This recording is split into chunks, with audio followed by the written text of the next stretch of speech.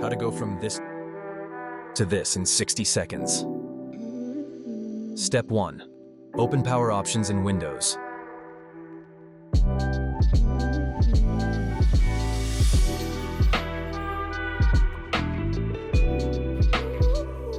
Step 2. Create a new power plan.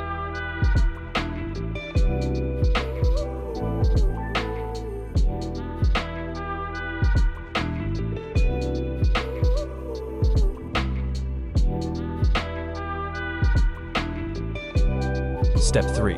Go to Processor Power Management and set minimum and maximum processor state to 0%. This will limit your CPU clock speed and reduce overheating instantly.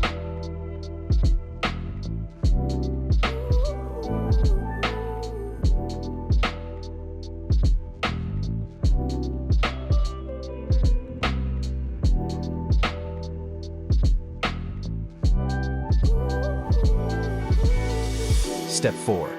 Save changes. Done.